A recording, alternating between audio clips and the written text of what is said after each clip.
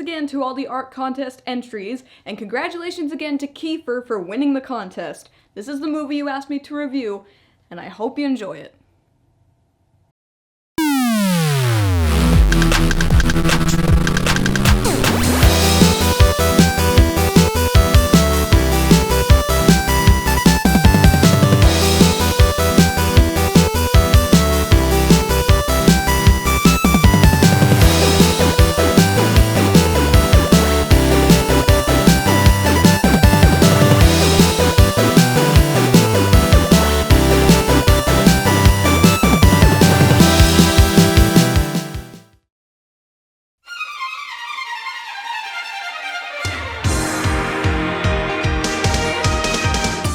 Hey everybody, Sol here. I have only one rule here. If it's animated, I'll comment on it.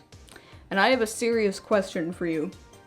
Do you think I would review better as a boy? No, I'm not trying to spark a debate about the ethics of sex change. I'm just curious to know if you would enjoy this review more if I was a boy. Vote in the comments below. And the votes are in. So, it looks like 2 people want me to be girl. 14 people want me to be boy, and 1,052 people want me to just get on with the review already. So this is Ranma Niba no Ichi, Big Trouble in Nekonron, China.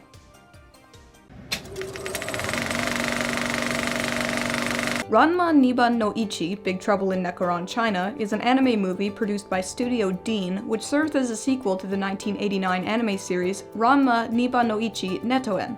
The film premiered in theaters in Japan in 1991 and was the first of 3 other Ranma movies to follow. Oh, fantastic, I'm gonna be some 150 episodes out of the loop here on this review. Last time that happened, I got verbally crucified for being a, quote, dumb bitch who don't know dem Pokemons. Well, I guess now is my chance to redeem myself, and by the way, I do know dem Pokemons, with a look at Ranma Niba no Ichi, Big Trouble in Nekonron, China. Have you ever had an out-of-body experience before? You know, where you feel like you're floating away from your body and you're conscious despite not technically being conscious.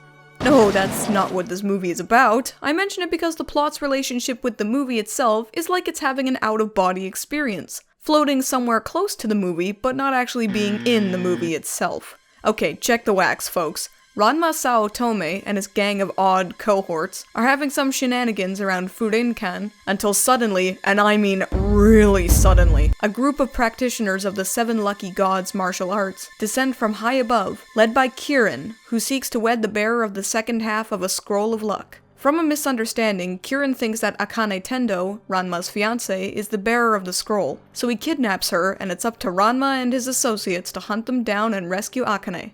Apologies if it seems like that was a pretty straightforward plot, because it really isn't. Like I said, the movie doesn't really have a good relationship with its story, and instead chooses to frenetically dash around like a coked-up toddler, screaming with all its might, hoping to distract you from the sheer banality of its existence. Not that I'm criticizing it for being incredibly simple, no, I'm criticizing it for being incredibly boring. And since a movie's one job is to entertain, I'm afraid this one gets a frowny face right off the bat.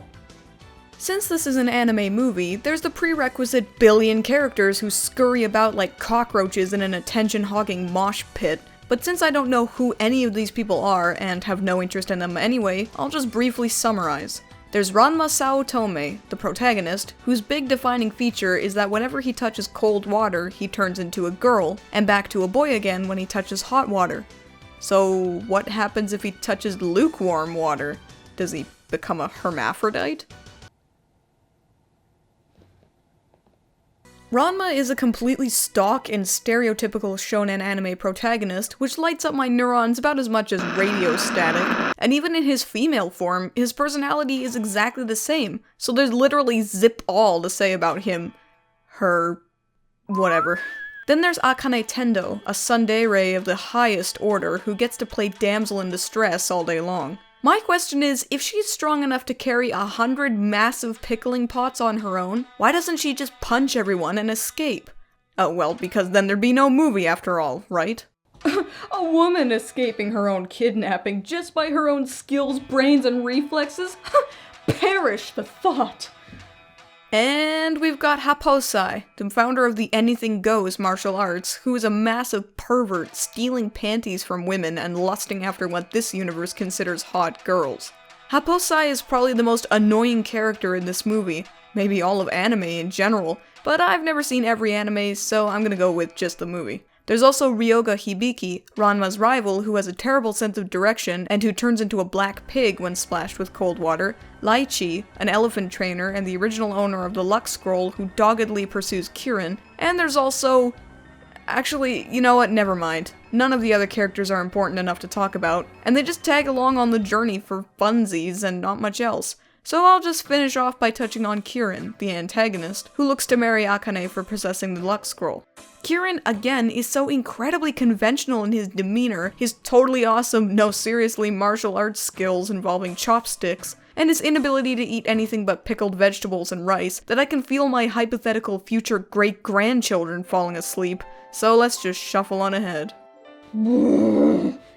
You know, maybe I'd be more invested in these characters if the movie took 5 seconds out of its busy screaming schedule to establish any of them.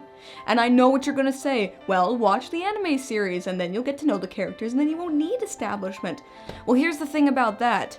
Movies need to entertain both newcomers and veterans of the series. And if it can't do that, well, it's just insulting to the viewer. I mean, I don't want to have to do hours of homework to figure out why there's an old man playing Go with a panda bear. Oh, and speaking of Go, the one single solitary good thing I can say about this movie is that there's a fight scene during the climax where 2 guys from the 7 Lucky Gods attack Ranma while playing Go. I just kinda like the concept and think it's neat the way Ranma figures out how to defeat them, but in all honesty, the fight is way too short and doesn't leave much of an impact. Now time for the bad things, eh? If you're an old hand at Ranma lore, please forgive my ignorance on the situation. I know it's a rich tapestry I'm dealing with here. I've only watched a couple episodes from the second anime series, and as such, don't have the necessary background to properly explain in detail why this movie sucks as a Ranma movie. What I can say is how it sucks as a movie. With that said, let's get into this with another heapin' helpin' of Sol's laundry list of bullshit, because I've gotta contain all these rant-worthy gripes somewhere. Y'all ready? Well, here we go. Number 1. Forget it, Jake. It's Nekonron, China. Or is it? The movie says it has some trouble-like events going down in Nekonron, China, and though I'd like to say it does, the truth is the trouble only occurs in Nekonron for about 10 minutes, whereas the rest of the trouble commences on a blimp. Maybe a stupid thing to criticize, but personally, I think they should have just called this what it is. The Oogie Loves and the Big Balloon Adventure. Number 2. Titties or testes. So Ranma's big thing is that he's cursed to become a girl whenever he's covered in cold water, and that's a fine, albeit sort of weird ability. But I have to ask, for this movie alone, how exactly does this serve the plot? Maybe in the anime it serves a much bigger purpose, but in this movie, nobody seems to notice or care when he changes gender, save for one instance. His personality doesn't change at all either, so from a strictly storytelling point of view, it's entirely pointless. I'm sure Ranma fans will be kicking my door down to tell me why it's not pointless, but like I said, I'm only talking about this movie, not the Ranma mythos as a whole. You can take off your door-kicking boots, but I know you won't. Number 3. I wasn't deaf movie, but I am now. As I touched upon earlier, this movie is like a coked-up toddler, but now let me elaborate. This film falls into the same category of movies like Felix the Cat the Movie, or Hell and Back, where it just never shuts its fucking mouth. Somebody is always talking, screaming, running, posturing, fighting, or stealing panties, and it never, ever stops to take a breath. Never has a movie left me winded as though I ran 17 marathons in a row, despite me just sitting in my bed feeling my cholesterol ticking upwards by the second. Number 4. Why have comedy when you can have violence? Substituting the trepidatious role of comedy in this movie is that temperamental bloke known as comedic violence, and that's kinda awful. Now, you know me, I love a good comedically violent romp, but only if it's mixed in with actual comedy too. You know, visual gags, dialogue jokes, caustic wit, pop culture references to a certain extent, that kind of stuff. But nope, this whole movie acts like one excruciatingly long manzai act, but instead of the bokeh being the characters themselves, the bokeh are us, getting smacked upside the head with bad comedy. Props to anyone out there who got that statement. Fist bump, bros! Number 5. Don't stare directly into the tsundere! Akane is a bit of a tsundere, in the same way that Donald Trump is a bit of a dick. For those of you who don't know, a tsundere character is one who acts hostile and churlish towards their love interest, but secretly harbors deep affection towards them. Now, I know Akane is considered to be a pioneer of the tsundere trope, but that doesn't make her constant schizophrenic swapping between brazen hatred and lovesick admiration for Ranma any less aggravating. Number 6. Climaxes are for giraffes and pedophiles! Rush on through it! While this movie does have a climax, it's almost given no focus at all, almost as though the movie has a climax under duress or something. And what I mean by that is the fight scenes with the members of the 7 Lucky Gods martial arts are all under 3 minutes long, some of them only lasting less than 30 seconds. It actually reminds me of the Wutai Pagoda side quest from Final Fantasy VII, or that incredibly shitty episode of SpongeBob SquarePants called Karate Island, just with more characters and an abundant lack of Pat effin' Morita. You nutsack. Number 7. Newcomers need not watch. Much in the vein of Pokemon the first movie, this movie sees you with nothing but contempt if you haven't studied up on the extended Ranma universe before diving into it. It doesn't take any time to tell you who the characters are, what happened to them vis-a-vis their various female, pig, duck, and panda related curses, or really anything in that regard. One might argue that's good for those who just want to get right into things, but I still regard this facet as an insult to the general viewing audience. Number 8. Pacing is not just a river in Egypt. Because this movie convulses around in vigorous paroxysms of directionless nonsense, it kinda goes without saying that it has some fairly major pacing issues. Not that it has plot diarrhea, no, because it needs to have a plot in order to have diarrhea. It just throws everything at you at once and never stops to check if any of it's stuck in your mind. This movie acts as though it doesn't want a viewer and would just prefer to sit in its little corner, picking its teeth and gently farting into the shag carpeting. Okay, I'm getting a bit off the rails here, so let's wrap up this whole affair before my mammary glands melt. Ranma Niba no Ichi, Big Trouble in Nekonron, China is definitely not a movie for me. Far be it from me to crap all over people who enjoy Ranma as a franchise, and to be honest, I really have nothing against this movie as a Ranma product. I dislike it from a general moviegoer perspective, so I'll just have to shelve this with things like Frankenweenie or Megas XLR under stuff that isn't made for me. With nothing to back it up but a semi-interesting fight scene near the end, I shake my head in dismay at this film, no matter what form it takes. I give Ranma Niba no Ichi, Big Trouble in Nekonron, China.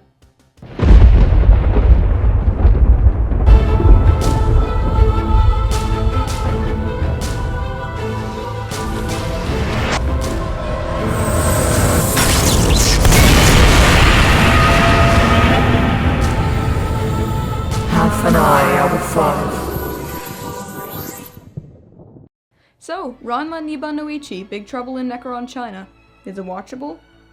Well, I'd say if you're already deaf, or a Ranma fan, then probably yes, but to everyone else, that's a hard no. Is it enjoyable? Well, like I said, Ranma fans will probably get a kick out of this, but most regular moviegoers, they value their sanity a little bit too much to watch this movie more than once. Is it memorable? That's not a question you should be asking me, because I have no fucking clue if it's memorable or not. So, I'm just gonna have to say no, because I didn't remember a single character's names beyond Ranma and Akane after I finished watching it. It just completely slipped out of my mind, leaving nothing but a weird feeling behind. But, you know, that my memory is kind of faulty anyway. I don't even remember my own name at times. Or if I even exist. Wait, do I exist? I can't remember if I do or not. Oh shit, not again! Want to stay up to date with all the latest EyeofSol news? You can follow me on Twitter as well as on Facebook at twitter.com/EyeofSol299 and facebook.com/EyeofSol. I update them every day, so if you want to check out news on the show as well as updates, just follow the links here. Hey everybody, thanks for watching my review of Ranma Niba no Ichi, Big Trouble in Nekonron, China. I hope you enjoyed it, and I hope you enjoyed it too, Kiefer, winner of the art contest, because I hope you liked it. If you did enjoy this review, I'd appreciate a like and a share, as well as a subscription to my channel, because I always super appreciate that. Puts a big smile on my face. If you want to check out the previous Sol episodes, you can see the annotations playing on the video right now. Or if you want to check out my various social media sites, including my Patreon page, you can see the links on the screen there, as well as in the description. If you have an idea for an animated series or movie you want me to comment on, you can leave me a message in the YouTube comments and any one of my social media sites, or just let me know in any way you can think of to let me know what you want to see, and I will add it to my list. Okay? Thanks again for watching, everybody, and I will see you later for another series review.